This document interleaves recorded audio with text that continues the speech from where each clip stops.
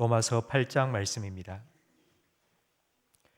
로마서 8장 26절부터 28절까지 한 절씩 교독하겠습니다.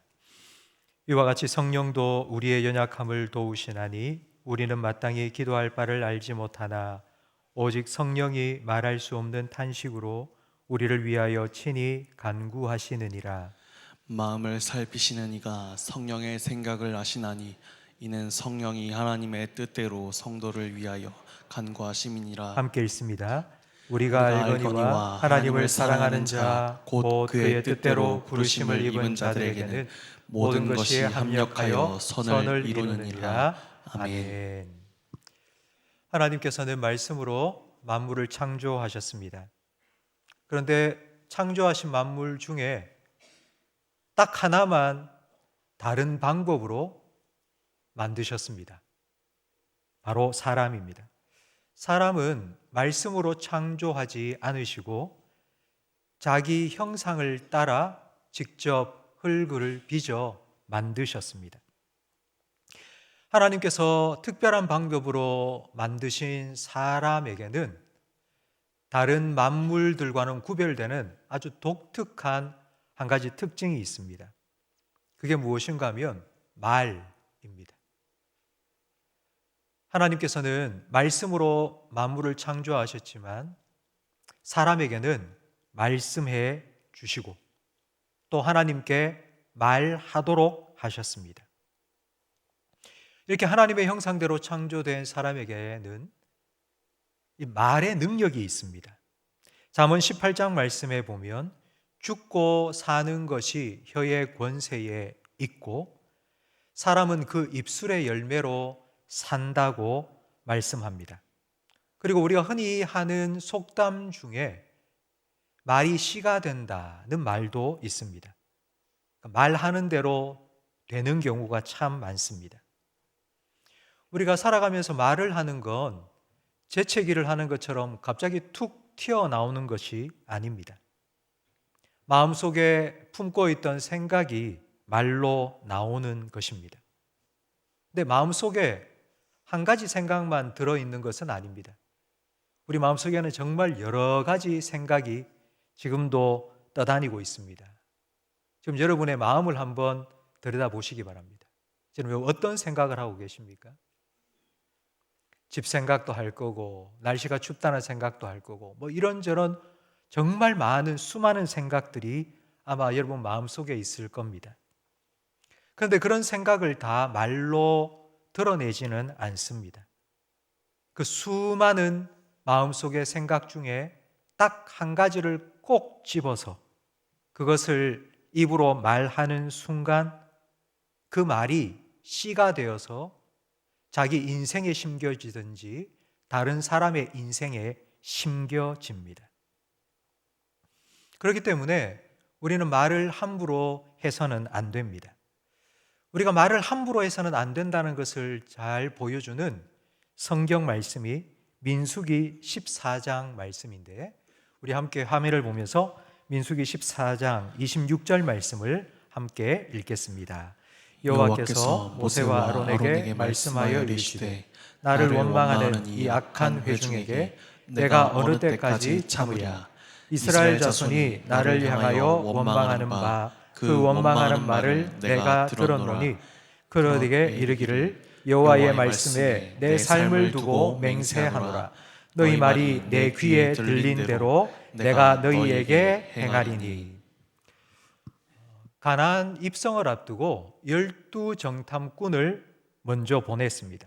근데 돌아온 정탐꾼들 중에 여호수아와 갈렙 두 사람만 하나님께서 우리에게 주셨으니 올라가서 저 땅을 취하자라고 말했고 나머지 10명은 그 땅에 사는 백성들은 거인이고 용사들이기 때문에 우리가 올라가면 우리는 다 죽는다고 말했습니다.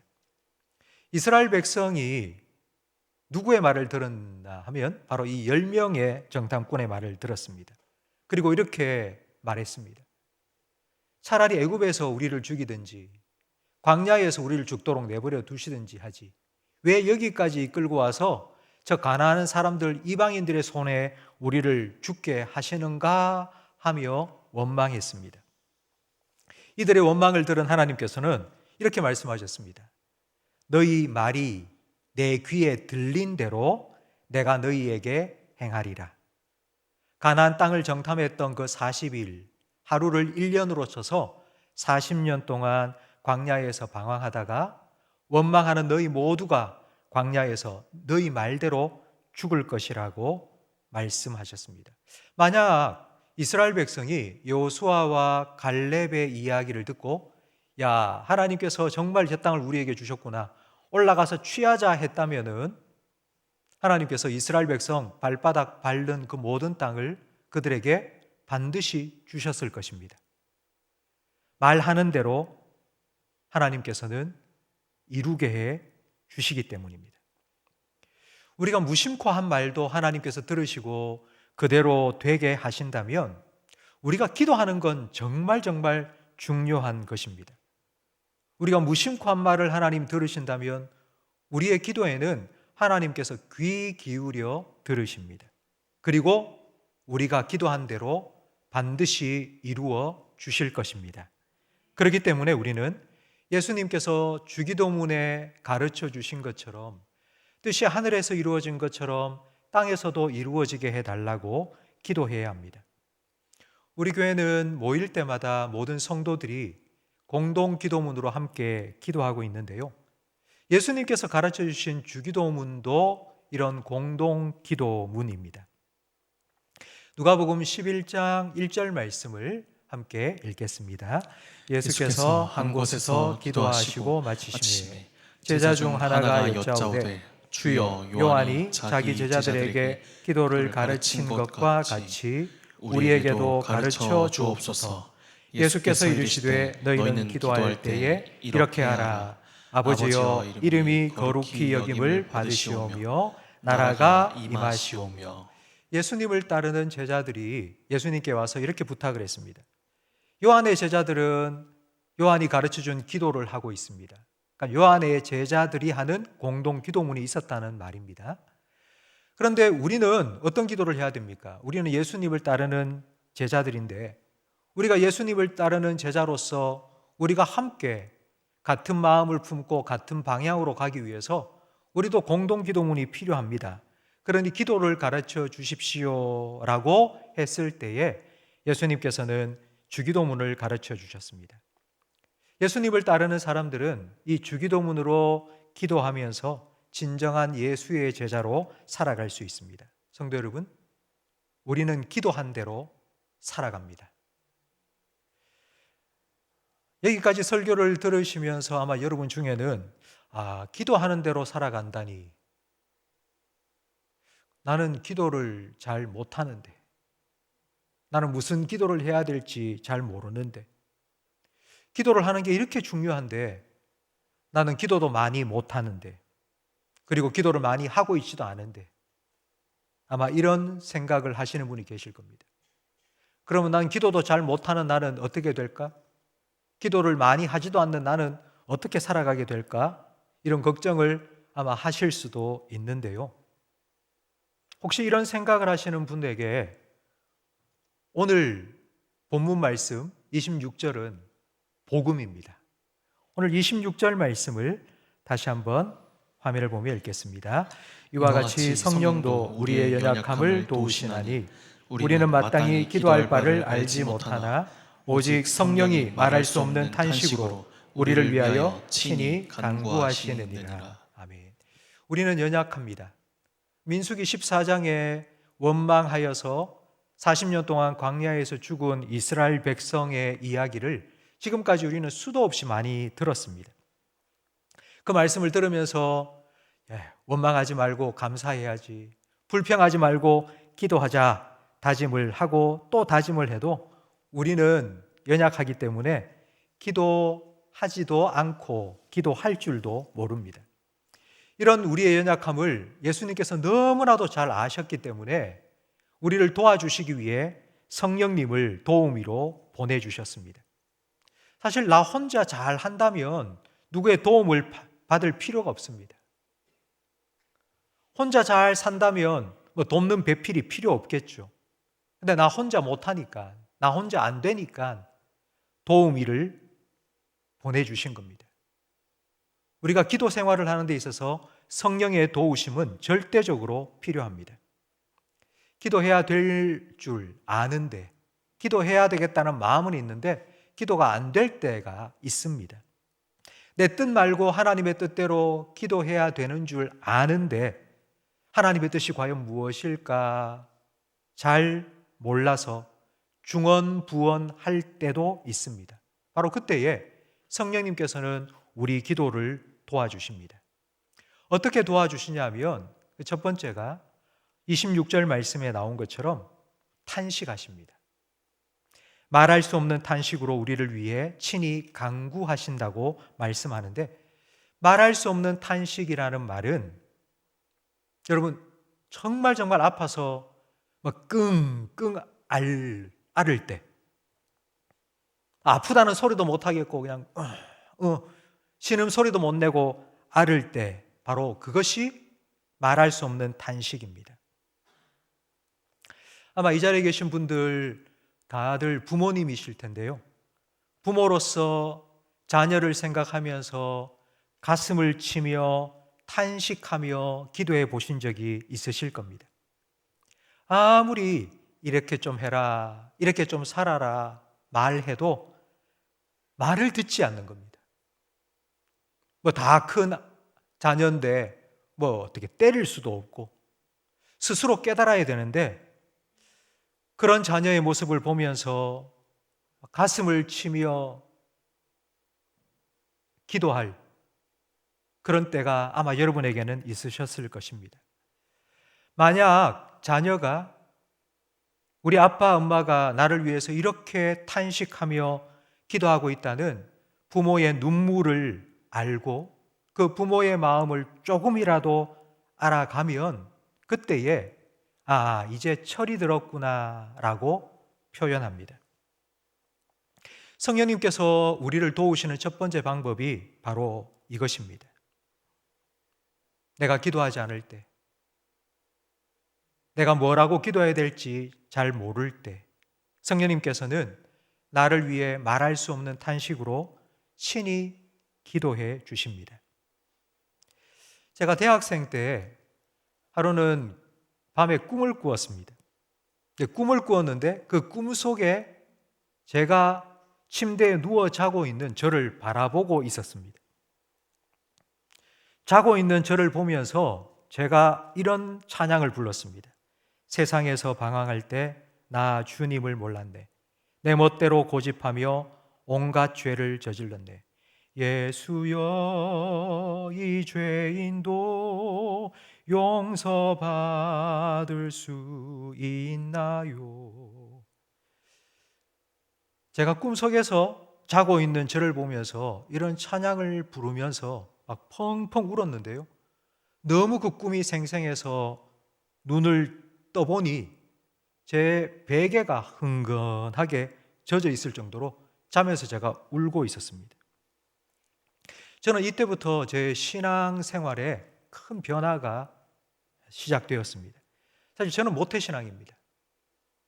누구 손자고 누구 아들이고, 교회 가면 교회 모든 성도들이 저를 다 알아봤습니다.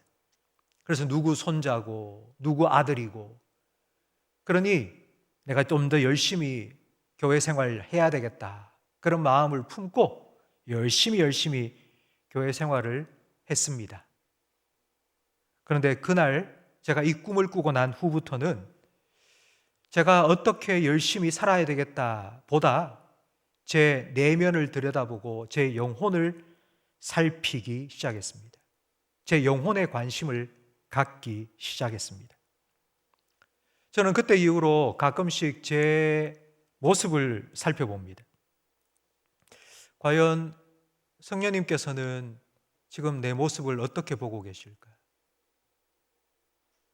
지금 내가 살아가고 있는 내 모습을 보면서 성령님께서는 혹시 탄식하고 계시지는 않을까? 하나님 보시기에 나는 탄식일까 아니면 기쁨일까? 이런 생각을 하며 살아가고 있습니다. 성령님께서는 첫 번째 우리의 기도를 도우실 때에 말할 수 없는 탄식으로 우리를 위해 친히 간구해 주시고, 두 번째 우리를 도우시는 방법은 27절 말씀에 나옵니다. 함께 읽겠습니다. 마음을 살피시는 이가 성령의 생각을 아시나니 이는 성령이 하나님의 뜻대로 성도를 위하여 간구하심이니라. 예수님께서 성령님을 우리에게 보내주신 가장 큰 목적은 나를 향한 하나님의 마음을 깨닫게 하기 위해서입니다. 우리 고린도전서 2장 10절 말씀을 함께 읽겠습니다. 오직 하나님이 성령으로 이것을 우리에게 보이셨으니 성령은 모든 것 곧 하나님의 깊은 것까지도 통달하시느니라. 사람 속에 있는 영 외에 누가 알리요? 이와 같이 하나님의 일도 하나님의 영 외에는 아무도 알지 못하느니라. 아멘. 성령은 하나님의 영이십니다. 그런데 왜 예수님께서는 성령을 우리에게 보내주셨겠습니까? 하나님의 영은 하나님의 마음을 다 아십니다. 그래서 우리 안에 계신 성령님께서는 하나님의 마음을 우리에게 깨닫게 해 주십니다. 그 성령님께서 우리 안에서 우리 기도를 도우실 때에 하나님의 마음을 깨닫게 해 주시고 그 하나님의 마음으로 기도하도록 도와주십니다. 오늘 제가 오랫동안 건강 때문에 교회에 오지 못하신 성도님께 전화를 드렸습니다. 이런저런 이야기를 하는 중에 그분이 이런 말씀을 하시는 겁니다. 목사님, 내가 너무 힘듭니다. 그냥 이대로 죽었으면 좋겠습니다. 그런 말을 들을 때 참 마음이 너무 먹먹해졌습니다. 하나님, 이분을 향한 하나님의 마음은 어떤 것입니까? 이분을 위해서 뭐라고 제가 기도해 드리면 좋을까요? 하나님 마음을 깨닫게 해주시고 하나님 말씀으로 가르쳐 주십시오 라고 전화를 붙들고 잠시 기도했습니다. 그때 하나님께서 깨닫게 해주신, 제 마음속에 떠오르게 해주신 말씀이 빌립보서 1장 20절 말씀인데요. 나의 간절한 기대와 소망을 따라 아무 일에든지 부끄러워하지 아니하고 지금도 전과 같이 온전하여 담대하여 살든지 죽든지 내 몸에서 그리스도가 존귀하게 되게 하려 하나니. 그래서 제가 이렇게 말씀을 드렸습니다. 성도님, 지금 너무너무 아파서 고통스러워서 정말 빨리 죽었으면 좋겠다 이런 생각이 드실 때에 이렇게 한번 기도해 보십시오. 살고 죽는 것은 하나님께 달려 있습니다. 우리가 죽고 싶다고 빨리 죽는 것도 아니고요. 그러니 빨리 죽게 해달라고 기도하는 대신에 내가 살든지 죽든지 나를 통해서 하나님 영광이 더욱더 드러나게 해달라고, 내가 살아가는 것도 하나님 영광을 위해서, 그리고 내가 이렇게 병들어 고통당하는 것도 하나님께서 나와 함께 하신다는 것이 드러날 수 있도록, 그리고 내가 죽을 때도 하나님의 영광을 드러내고 그렇게 살든지 죽든지 하나님 영광 위하여 살아가게 해달라고, 그렇게 죽게 해달라고 그렇게 기도를 좀 해보십시오 라고 말씀을 드렸습니다. 성도 여러분, 혹시 지금 여러분에게는 어떤 기도의 제목이 있으십니까? 이렇게 엄동설한 올겨울 들어 가장 추운 이 저녁에 여러분 오실 때에는 아마 마음속에 여러 가지 걱정, 염려를 가지고 오셨을 것입니다. 내가 지금 어디로 가야 될까? 내가 지금 무엇을 해야 될까? 모를 때, 그때 여러분 이렇게 기도의 자리에 나오셔서 여러분 눈을 감으십시오. 그리고 기도하십시오. 그러면 나를 위해 친히 기도해 주시는 성령님의 기도의 음성을 듣게 되실 겁니다. 성령님께서 나를 위해서 기도하시는 음성을 듣는다는 말은 신비주의 같은 그런 말이 결코 아닙니다. 그게 무슨 뜻인지 예수님께서 분명하게 알려주셨는데 요한복음 14장 26절 말씀을 함께 읽겠습니다. 보혜사 곧 아버지께서 내 이름으로 보내실 성령, 그가 너희에게 모든 것을 가르치고 내가 너희에게 말한 모든 것을 생각나게 하리라. 아멘. 성령님의 음성을 듣는다는 말은 바로 금방 읽은 이 말씀입니다. 전에 들었던 설교 말씀이 갑자기 생각이 나고요. 전에 읽었던 성경 구절이 떠오르게 되는 것입니다. 이렇게 말씀이 생각나고 성경 말씀이 떠오르게 되면 우리는 그 말씀을 붙잡고 기도하게 되는데, 바로 그게 하나님의 뜻대로 기도하는 것입니다. 이렇게 성령의 도우심을 받아 우리가 기도하게 되면 어떤 결과가 나타나는지 28절, 오늘 본문 28절을 함께 읽겠습니다. 우리가 알거니와 하나님을 사랑하는 자, 곧 그의 뜻대로 부르심을 입은 자들에게는 모든 것이 합력하여 선을 이루느니라. 아멘. 성도 여러분, 지금의 나의 모습, 지금의 나의 삶, 이건 하나님께서 기도에 응답해 주셨기 때문입니다. 그런데 내가 기도를 잘 했기 때문에 하나님께서 내가 한 기도에 응답해 주셔서 내가 지금 이렇게 살아가고 있는 것이 아닙니다. 우리는 너무 연약하기 때문에 내 뜻대로 내가 원하는 대로 이루어지게 해달라고 기도할 때도 많고요. 내 욕심대로 기도할 때도 많았는데도 성령님께서는 그런 우리를 위해 말할 수 없는 탄식으로 친히 간구해 주셨고, 우리를 향한 하나님의 선하신 뜻이 무엇인지를 계속하여 우리에게 말씀으로 가르쳐 주셨기 때문에 하나님께서는 우리의 삶의 모든 것들을 합력하여 선을 이루어 주신 것입니다. 성도 여러분, 지금 이 자리에 계신 여러분 중에는 목사님, 저는 정말 기도를 잘 못합니다. 전도회 할 때에 갑자기 대표기도 부탁하면은 정말 막 등에 땀이 줄줄줄 흐릅니다. 나는 기도를 잘 못하고요. 나는 무슨 기도를 해야 될지도 잘 모릅니다. 그런 생각을 하시는 분이 계신다면 그래도 기도하십시오. 성령님께서는 우리의 기도를 도와주시는 분입니다. 도와주신다는 말은 우리를 대신해서 기도한다는 게 아니고 우리가 기도를 잘 할 수 있도록 도와주신다는 뜻입니다. 우리가 기도를 해야지 성령님께서는 우리가 기도를 잘 할 수 있도록 도와주실 수 있습니다. 성령님께서는 기도의 영으로 우리의 기도를 도와주십니다. 우리 기도를 통해서 우리의 삶에 하나님의 선하신 뜻이 이루어지도록 역사해 주실 것입니다. 연약한 우리 기도를 통해 위대한 하나님의 역사를 이루어 가실 것입니다. 그렇게 하실 성령님을 기대하시면서 오늘 이 저녁 기도로 하나님께로 나아가는 저와 우리 모든 성도님들이 되시기를 예수님의 이름으로 축복합니다.